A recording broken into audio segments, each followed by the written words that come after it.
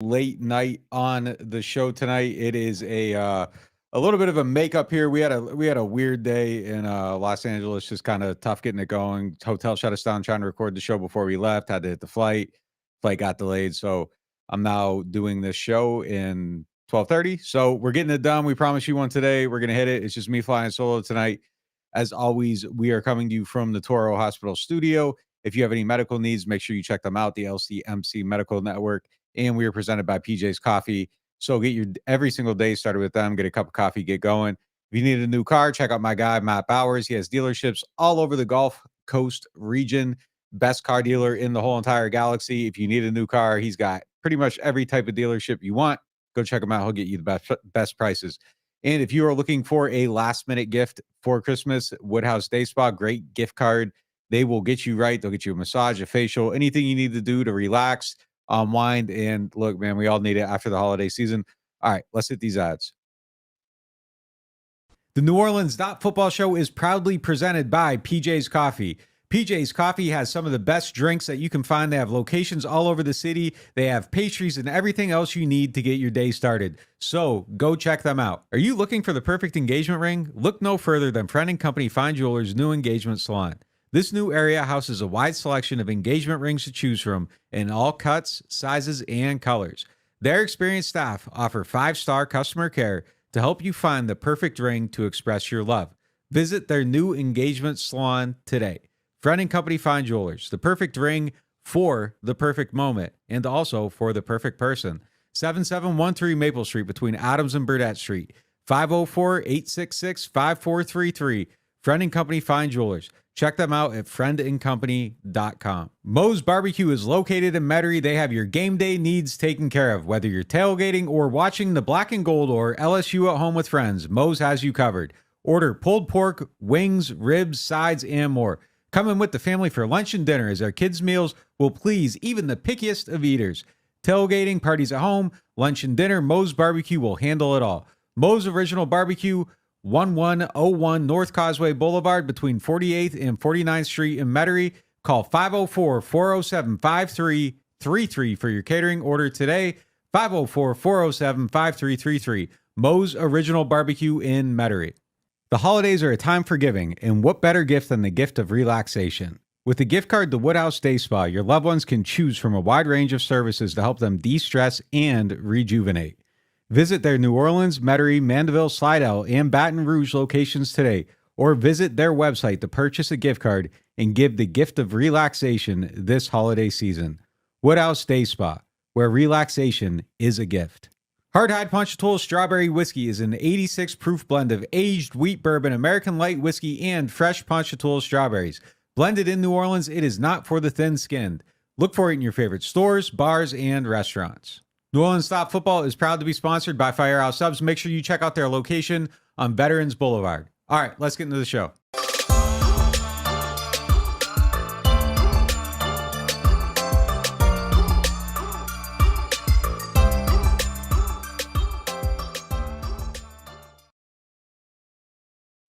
Hey, man, funny story about Hardhide. My guy, John, owns the company. Normally, we have a player of the game after every game. He said no player of the game this week. He didn't want it on there. So that man's got a hard high, man. Check them out. I thought that was hilarious. So yeah, again, I'm running this one solo. So we're gonna try to hit some of these things. I'm serving up the graphics and everything. So some of this stuff might be a little bit sloppy today, sloppier than it has ever looked, because our guys are always on point, and I'm not going to be as on point as them. But we're getting into our lead topic presented by Friend & Company Fine Jewelers, the official jewelers of the New Orleans Saints. Friend & Company Fine Jewelers is excited to announce the opening of their new engagement salon. Make sure you check them out. They have their fleur-de-lis earrings and necklace.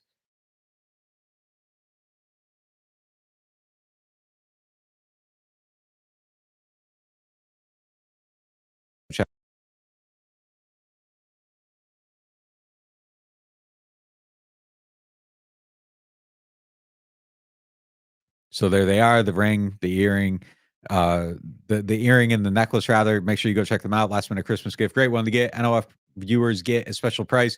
Kind of, if you're watching this, man, I botched it. I'm not broke. I'm sorry. I did the best I could on it. All right. So the lead topic, the Saints solidified the narrative that they are consistently inconsistent. And look, this was the one thing that kind of drove me nuts about them going into this game. And as we were talking about it leading up to it, that was the thing. You saw some progress. They looked good against Carolina. They looked good against the Giants. And then all of a sudden, bam, they fall off the cliff against the Rams. It's 30-7 before you know it. And that was the big fear coming into this game. Every single time we see the Saints take some steps forward, we see the steps backward. And it's just not good enough at this point. And I think that the thing that's most troubling to me is that the thing that was supposed to be the calling card of this team, the defense, has not quite consistently been that this season. And look, there are a handful of things that are going on. There's injuries. You don't have Marshawn. I think Marshawn makes a huge difference in a game like this, in a game where you have, guys like Puka going off and you have Cooper Kupp, and you probably want to match up with one of these guys and take them out of the game. Marshawn's able to do that. You aren't quite able to do that with the corners that they have on the field right now. So that does matter. But I hated the fact that they had trouble defending motion in this game. And to me, look, everything goes back to coaching. If you aren't getting the job done, it goes back to coaching. If you aren't studying right, it goes back to coaching. If you aren't executing right, it goes back to coaching. Everything is always back on coaching because the coach is the boss of the team, and ultimately the buck stops with him. But when you're getting fooled by motion, man, what is that saying about some of the stuff that's going on with the studying? I mean, it almost looked like the Saints players were surprised by what the Rams were doing a little bit with the motioning, and they get their eyes going and everything. And it was like they hadn't seen it before. And that just comes down to those iPad hours sometimes, man. And it just kind of felt like there wasn't quite enough of that going on in this game. And it became an issue of just not knowing how to execute and do the things you need to do. But I think going into the stretch run here for the season, this is a big deal. I mean, like, you needed to get this win, I think, to be set up to make the playoffs, because I think getting the wild card is going to be a little bit tougher given just the circumstances and how many people are fighting for it. You win this game, you got to win the division. Now you got the Bucks. We'll see what they do this weekend against the Jags. Maybe the Jags will do them a favor, and then potentially there's still a little bit of hope, but I think you'd have to look for a loss to Carolina at that point, and it just doesn't feel like that's probably gonna happen. So they gotta really hope that things kind of come together for them down the stretch to make the playoffs. And if they don't, I mean, that's the narrative of the season: consistently inconsistent. But the one thing that is just incredibly consistent is that I don't think the Saints play great against good teams. And Tyrann Mathieu said it after the game. Hey, look, they played a good team, better than they have been playing. Things kind of happen. You get exposed a little bit, and here you are. So that wasn't a good situation for them.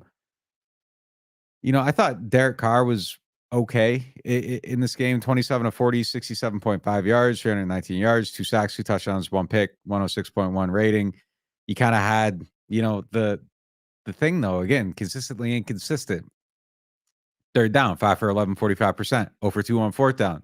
You had a really bad pick in this game. Some of the pressure stuff was a little bit too much for them to handle. So I didn't love what we saw out of him. I thought he was okay. The numbers are what they are. I think the numbers are a little bit inflated a little bit, just kind of given the circumstances down the stretch. You're down 30-7. You got a lot of yards coming against prevent defense.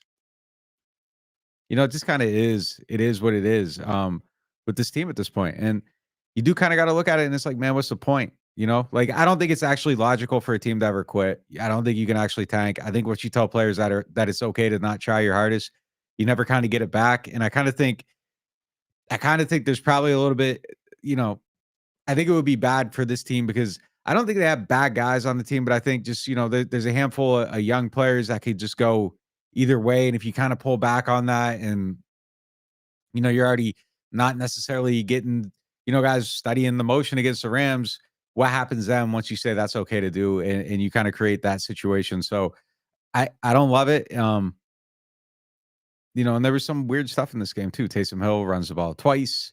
Alvin only averages 2.1 yards per carry. They run for 35 yards total on 16 plays. Just not a lot of great stuff in this game to point to. And that brings us to the money segment presented by Jefferson Financial Federal Credit Union. Derek Carr has a touchdown throw that puts the Saints within reach. Look, they came back a little bit, and you don't want to take away anything from that. The one thing that I didn't really like at the end of the game is the onside kick with 4 minutes left. I don't understand why you don't just kind of kick it deep there and see what you can do, and you bring it together, and maybe Maybe you get a stop and you win the game. They weren't really getting any stops in this game. I didn't hate some of the fourth down decisions. And, I think you could call it better plays. Jamal Williams missing a block on that fourth down on the pass. I mean, I think that's just kind of abysmal, and you got to have better execution there. So you could get better execution. Maybe you call a different play. Maybe you do something different on fourth down. But the idea of going for it on fourth down in and of itself, I don't hate it. And I can't sit here in good faith and be the person that complained about conservative play calling, not going at it hard enough, never going for it on fourth down. And then when they go for it on fourth down, being like, oh no, they shouldn't have went for it on fourth down in a game where obviously the Rams are going for it on fourth down. The Rams are going to score a lot of points. You're kind of self-aware probably of what your defense is going to be able to do against this team. You're not going to get a ton of pass rush. You don't have Marshawn Lattimore. So you have the opportunity to convert a fourth down from an area where it kind of makes sense to go for it there. I'm sure the analytics agreed with it. And then you don't get it. I mean, my thing for me is that I do not like the analysis of the result and then saying, well, this was a good decision because it succeeded and it's a bad decision because it didn't. I think when you see them line up for it on fourth down, you just turn the TV off and you say that's a good decision. That's a bad decision based on just going for it in the situation, in the game circumstance. And then the result is just the result. But if you're going to be a team that goes for it on fourth down, sometimes you aren't going to get it. Obviously, the Saints are in a position where they got to get it. They got to win every game. Not getting it is bad. All that stuff. Agree with it. Execution on that play, thought it was terrible. Maybe you should know that your execution isn't good enough and you punt it. But look, man, I mean, the way this game went, I think that it made sense to be aggressive in that situation. There's a ton of stuff to criticize Dennis Allen for. If you want to go after him for that one, I'm not going to argue with you. I think it's fair. It's fair game to disagree. I just think holistically, it would be incredibly phony of me to be like, they never go for it. They're too conservative. I don't understand why they're so, afraid to put the gas pedal down. And then they do. And then it's like, whoa, whoa, whoa, whoa, whoa. You can't do that. So for me, it was an okay decision. I kind of hated the play. I hated the execution, all that stuff. But yeah, for me, that just wasn't necessarily the way I would have went with it. We are going to take a lot of questions in this game or in this chat, or I'm sorry, in this podcast. So make sure you load up your questions in the chat. I'm going to hit them and we'll get into all of those. And yeah, we got a lot to talk about in this game though. So let's see what's going on over here in the chat. Shout out to all you guys for logging into this thing so late at night. That's definitely fire, man. That you guys are showing up this late. We got almost 300 people in here right now at 12:30 in the morning, which is wild to me. So yeah, shout out to all you guys. Look, I mean, yeah, everybody's just a little bit upset with this stuff.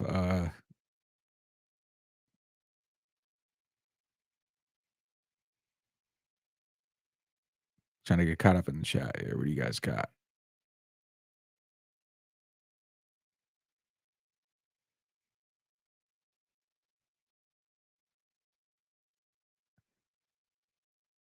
All right, so let's get into this one. The big question.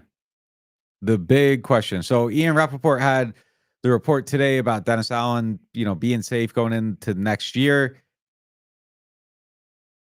It's probably, I mean, look, these last two games I think are going to dictate a lot, and then we're going to find out where it kind of goes from there. So if they get smoked against Tampa, they get smoked against Atlanta, I think everything's on the table. Anything's possible, and anything could absolutely happen in that type of situation. But I think if they just kind of maintain the course, I just don't. I don't think they're going to do it. And look, they fought back in the two games where it's like, if you want a Chargers type situation, that's what you kind of got to have. You kind of got to have that full scale meltdown to where they're just like, you know what, can't do this. You got to go, get out of here, and you move on. But that isn't what has happened. And they fought back, and they fought back in this game yesterday. And I think maybe it's just kind of, I don't want to like, it just feels like it needs to reach a point where the story changes one way or the other. Either they get good or they get bad, but it's just this flat, the consistently inconsistent team. And it's just frustrating because it's just, which way are you going with it? Like, it's great that you fought your way back, and it's great that you found another way back in the game, and it's great that you haven't gotten blown out yet. But ultimately, what does it mean? And that's the thing that's a little bit bothersome about the way the season's gone, because it's just like, just go full bad or go full good, but it's just up and down and up and down and up and down and up and down. And I just kind of feel like that's what they're gonna be. And they'll probably bring back DA, maybe change the OC. And I'm guessing that's probably how it's gonna kind of play out. I mean, given how I know how this team thinks, like I wouldn't be totally shocked if like DA's received some type of assurance already that he's gonna be back next year. It wouldn't blow my mind at all if that's kind of how they were already looking at it. So yeah, I mean, it's definitely something that I think is probably leaning that way more so than going the other direction. So that that didn't necessarily shock me at all. I mean, that's just kind of the way they think about things, and they're gonna ride this out probably and kind of see how it goes. So that's the thing, though. The team hasn't quit and they keep fighting back. And I think there is a lot of work to be done. I think they need to get players at a lot of key positions. They got to get a left tackle. I know they still think a lot of Peyton Turner and his ability. They still think Trevor Penning's going to figure it out too. We'll see on that, but they think a lot of Peyton Turner's ability and all that. So I wouldn't be surprised, if they lean on those guys a little bit going into the next year. But you got to get another left tackle. I think you have to get more pass rush, even if you like um, Peyton Turner and what he can do. I kind of hope Peyton Turner makes it back for the finale, so we can just kind of see something. Probably unfair to judge him in that context, just given that it's just been a while, and if he comes back, it's one game. But I would like to see him get on the field just to know that he's healthy, he can run, he can move, he can do all this stuff, and I know he's fighting to get there too. Can we talk about Jimmy Graham in this game? After they found out he does make an impact, they only use it for 2 plays. Look, that's some of the decision making that I think it's fair to question the lack of Jimmy the whole season, right? I mean, insane. He can do all this stuff and they aren't putting him out on the field. Then they don't use him in this game. It's crazy to me that they've done it that way the whole entire year. And I don't love it. It's just kind of like what are we doing here if we're not going to play all these players and use a guy that can make plays? Just doesn't make a whole lot of sense to me. Yeah, it's definitely something that has been surprising throughout the season is just the fact that they had this guy on the team and they just couldn't figure out how to use him. So yeah, but lost in the last 2. Chris Olave reaches 1,000 receiving yards. I mean, that's a nice milestone for him. He ended up putting together a pretty good season too. Just the fact that he started out the way he started out, there was all the adversity, the play with Derek Carr on the field, where he was running the clear out and they're going after each other, and then they figure out how to get it together and how to get him going. And Chris has really fought through that adversity and kind of put together a nice season. And 1,000 yards is a nice another hallmark for him or landmark for him rather. He's at 1,042 yards this season, 41 yards this season. He had 1,042 last season, 4 touchdowns in both. They got 2 games left. If he is able to get on the field in either one of those 2 with that ankle injury, he will pass last year's mark.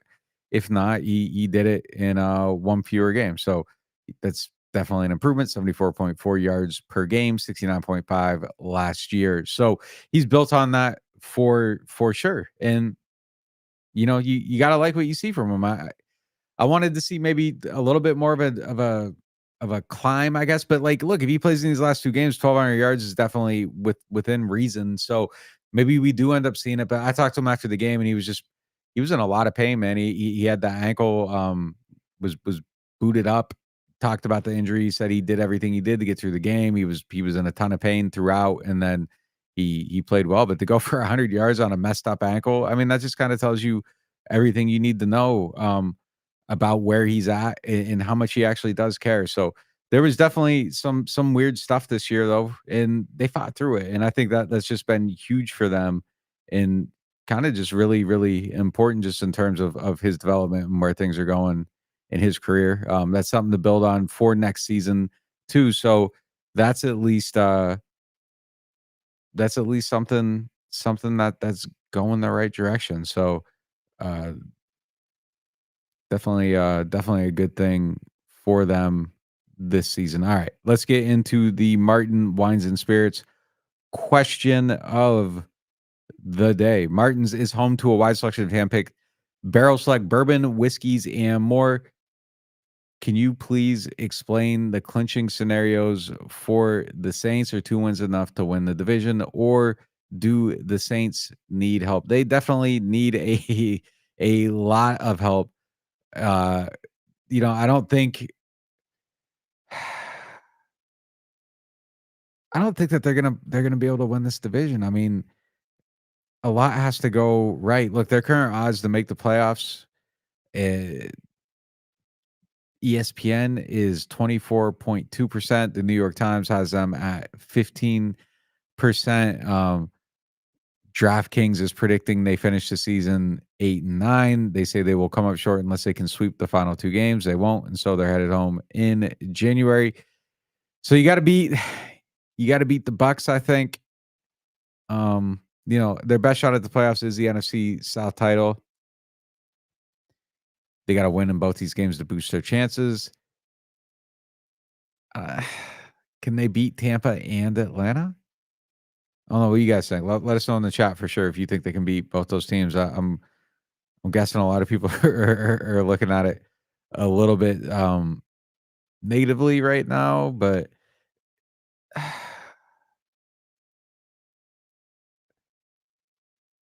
it's just tough, man. It's tough to see them figuring out how to do it.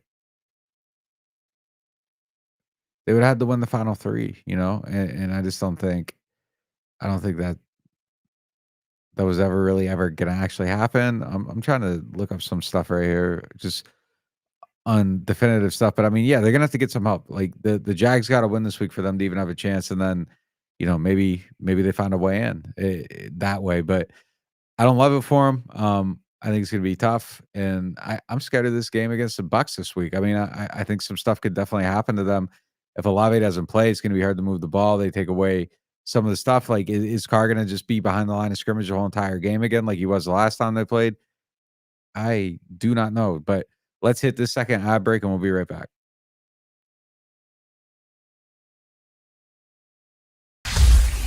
'Tis the season for gumbo combos at New Orleans Hamburger and Seafood Company. Enjoy our hot gumbo, fries, and your choice of shrimp, catfish, soft-shell crab, or frog legs starting at $9.99. That's right, $9.99 at New Orleans Hamburger and Seafood Company. No loan payments for 90 days with local financing from Jefferson Financial Federal Credit Union on your next auto, boat, RV, ATV, or motorcycle. That's right, no loan payments for 90 days when you close your loan by December 31st. Jefferson Financial offers easy-to-use online applications, fast decisions, and local personalized service. The financial products you want with the convenience you deserve. We are Jefferson Financial Federal Credit Union. Apply online at jeffersonfinancial.org. Federally insured by NCUA. At Toro, we were born for moments like this. From bringing new bundles of joy into the world to delivering what new mothers need to stay healthy. Born to keep hearts beating strong and to keep seniors active and healthy for years to come. Because at Turo, we deliver more than babies. From heart care to cancer care, and newborns to seniors, at Turo, we're born to care. Hey Brad, I got you something I think you're really gonna like for your gift this year. What? Is this one of those Martin's exclusive bourbon bottles? Picked it out just for you. Maya, this is awesome. But I think you're gonna love the gift I got you a little bit more. Wow. Mega Wine generic brand vodka. Brad, you shouldn't have. Not to mention it. No, Brad, you shouldn't have. Look, small batch, smooth, soft spice.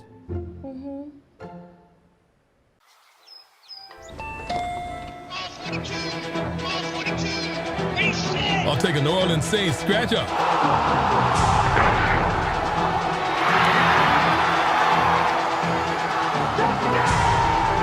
Play New Orleans Saints from the lottery. Just scratch, fold, and punch your way to winnings. Punch your ticket with New Orleans Saints. Win up to $100,000. Enter our second chance drawings, giving you a season to smile.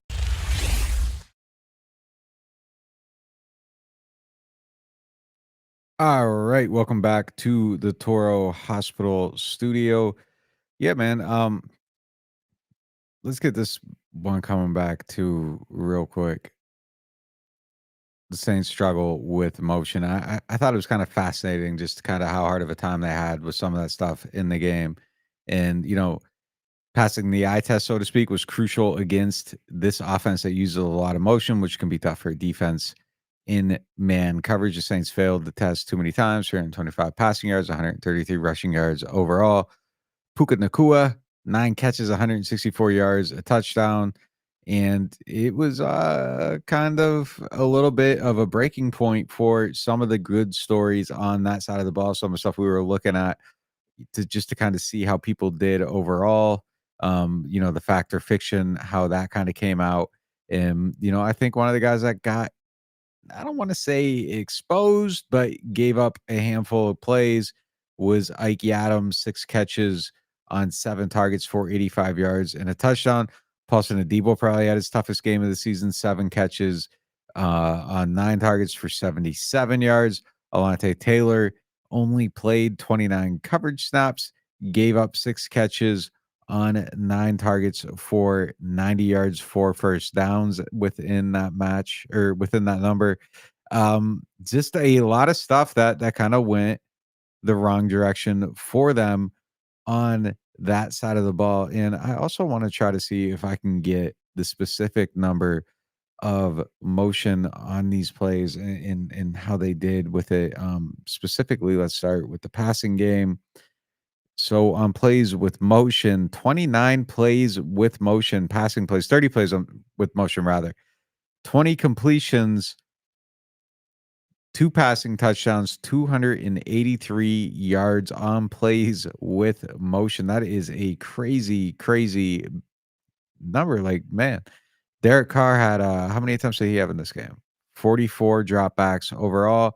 Saints used motion on 10 of them. Just completely different ends of the spectrum as far as approach there with motion. And uh, I would just like to see more motion overall, just kind of going through it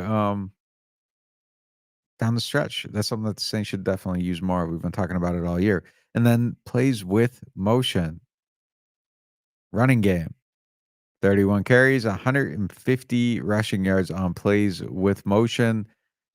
Williams had 115 yards on 21 carries on those plays. It's just a crazy disparity here. And the Saints had 8 attempts for 24 yards. Not a good day running the ball at all overall for the Saints. But yeah, I mean, they don't use motion the way some of these other teams do. So not a huge surprise to kind of see that disparity in numbers, but it was a surprise to see the Saints struggle with those things. And Dennis Allen said after the game, one of the reasons that Alante Taylor got fired is because he had his eyes in the wrong places throughout, and that kind of played a part. So how did the Saints offensive line handle pressure? Tried to talk to Alante after the game too, and he was not available to answer questions. So hopefully we get to talk to him this week. He can kind of talk about that little bit of a rough patch, but that's a tough spot. And it was surprising to kind of see the Saints go away from him and put Ugo in. I mean, we've been screaming for accountability all season long. I don't love seeing Alante get sat down, but the fact that DA felt the need to make a move, to send a message, to get everybody just, hey, anybody can get it. It's not necessarily always a bad thing to figure out how to get that accountability factor within your team. So, yeah. All right. So how did the Saints do against pressure this week? Last week, as we kept saying, they allowed 1 total pressure between the offensive linemen. This week, that number went up, and it went up a pretty decent amount because everything's going to go way up from there. But 13 total pressures allowed by the offensive line, 18 pressures overall by the Saints. Obviously counting running backs and tight ends on that as well. But so the guys that kind of had a lot of struggle, Cesar Ruiz allowed 5 pressures in this game. Eric McCoy allowed 3 pressures in this game. James Hurst allowed 3 and a sack. Alvin Kamara allowed 2. Jamal Williams allowed 2. We mentioned one earlier, 4th down, a very costly one. Jawan Johnson allowed 1. So yeah, it definitely went the opposite direction from where it had been earlier in the season. They had gotten tighter a little bit from earlier in the season than last week against the Giants. Things got a little bit too loose, and I'm struggling right now. And things got tighter, and then they got a little bit too loose today. So yeah, offensive line was playing well today. they didn't. Yesterday they didn't. So that's something that kind of slipped on them a little bit. And I'm slipping right now talking about we're gonna get tightened back up here down the stretch as we bring this thing to the finish line. Ask your questions, get them in here, and we'll answer them. So that's something that we're going to need here. So there was another topic here that I wanted to get to, and it kind of just focused on the coaching staff and what the future holds. And we touched on that a little bit earlier on in the show about what would happen moving forward. Ian Rappaport again reported that Dennis Allen is expected to be able to keep his job. If they lose to the Bucks, so could that change? And I think absolutely. It just kind of depends on what it looks like overall for that game. If they get blown out, if they don't have any fight, if the players lay down. But here's the thing. These players are not going to lay down, and they just don't. They just stay and they keep fighting and they keep throwing punches to an annoying degree sometimes. But the thing that stinks about it is that we've kind of watched it play out the same way the whole season. Like they'll get punched in the mouth, they'll get their nose bloodied, they got some, black eyes, and then it's like, oh, wait, don't let me get smoked here and go down for the 10 count. Let me get up and throw some punches. And they start throwing some haymakers and they get themselves back into the games. And then you get to the end of it and it's like, oh, wow, that was a 1-score game. Yesterday's game did not feel like a 1-score game in any type of capacity. So it's just, it had excitement and fun, but like it almost felt pointless. And it was almost a disservice to kind of the way the game played, because now all of a sudden you're within the striking distance and I don't know, it just really never felt like it was that close of a game at all. So that was a little bit, I don't know. It's just, it just always goes like you just kind of knew exactly where that game was going to end up just based on how the whole season has gone, because they won't quit. They won't quit. And, it's a credit to the players that they just keep trying to play like that. So we got, we'll start the agenda here. One of the questions here from Natural Draft Jaden Daniels, let him sit for Carr for someone next year. Sure. Give me a year. Let him see. But look, I'm all in on the Jaden Daniels agenda. Like, get him on the team. Get him on the team. It, you always got to be looking for a quarterback, and Jaden Daniels is just kind of the perfect storm. I mean, if you want to just play the hype and all that stuff, it would be great. If DA is not fired, Pete will be made the fall guy, even though he said for 2 years he doesn't want the job. All right. So here's the thing with Pete, man. He hasn't said for 2 years he didn't want the job. Like, they were looking for they were weighing different options too. I think this whole thing about Pete saying he didn't want the job is a little bit overblown. I mean, I think Pete did kind of like facilitate between it, but they were looking at other options first, and then some of those things fell apart. One of the guys, the guy that went to the Rams and then left to go back to I think he was at Kentucky, went to the Rams and then came back.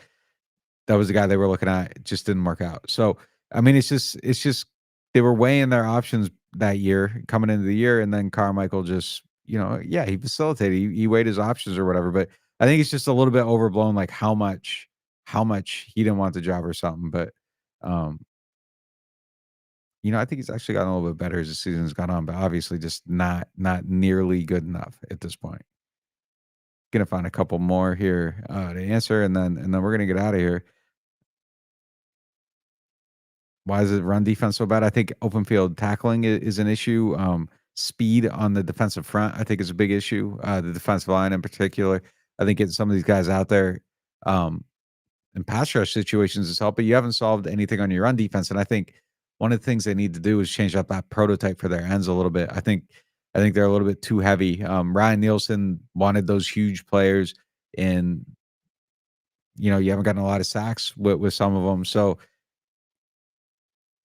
and if you look at Atlanta, they got the same issue, and they got Ryan Nielsen. So that's just that's something that's just kind of not working out for them right now. And I think they got to get bigger ends, better interior players. And I think the linebackers outside of DeMario could be playing a little bit better too.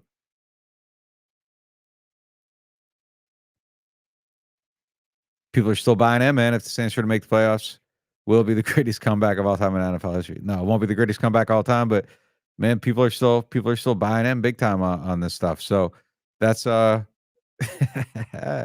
That's something. I don't see the playoffs in the cards, but we'll see. You don't fire Carmichael completely unless you're going to change the program. I don't buy that. I think you could change. You can change OCs and stay with DA. If you stay with DA though, you got to be aggressive in adding talent so that it kind of makes sense. All right. Someone told me I'm starting to sound tired. We're gonna wrap this thing up. It's 1 a.m. Hit the show. Sorry again, we were coming late. I'll probably do something else again this weekend, just a little Q&A, just kind of because we kept you guys waiting or something. So we'll get something else in before Christmas. We're gonna take Christmas off on the pod. I appreciate all you guys. Make sure you go check out all our sponsors. Sign up for the site, 20% off your first payment with the code NOF. They will